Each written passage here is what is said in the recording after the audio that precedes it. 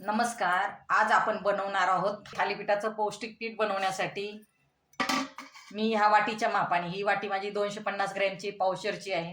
त्या वाटीच्या मापाने 1 वाटी बाजरी घेतलेली आहे, 1 वाटी गहू, 1 वाटी तांदूळ, 1 वाटी हरभऱ्याची डाळ, 1 वाटी मुगाची डाळ, अर्धा वाटी मसुराची डाळ, अर्धा वाटी उडदाची डाळ, 1 वाटी ज्वारी.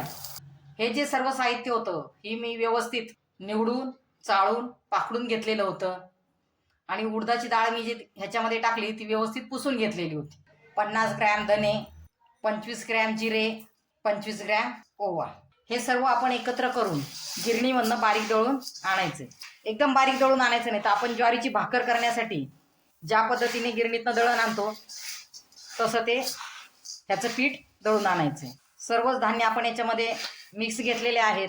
लहान मुलंही आवडीने खातील आणि मोठ्यांनाही आपल्याला नाश्त्याला कधी उशीर झाला तर आपण पटकन हे पीठ घेऊन ह्याचं थालीपीठ बनवून खाऊ शकतो.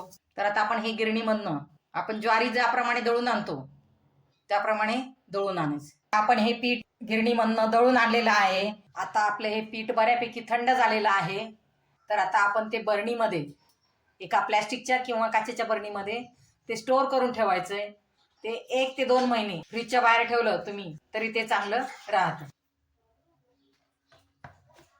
ही प्लॅस्टिकची जी मी बरणी घेतलेली आहे ती स्वच्छ धुतलेली आहे आणि कडक उन्हामध्ये वाळवलेली आहे. कुठलीही प्लॅस्टिकची बरणी किंवा काचेची बरणी आपण घेतली तर ती पहिल्यांदा आपण स्वच्छ धुवून घ्यायची आणि कडक उन्हामध्ये 1 दिवसभर वाळू द्यायची आणि नंतर त्याच्यामध्ये हे पीठ भरून ठेवायचं.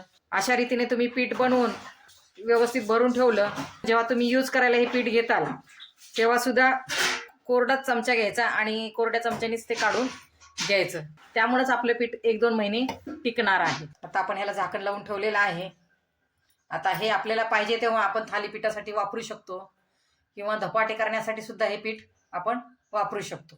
जर आपण माझ्या चॅनलवर नवीन असाल तर माझ्या चॅनलला लाईक, शेअर आणि सबस्क्राईब करायला विसरू नका. धन्यवाद.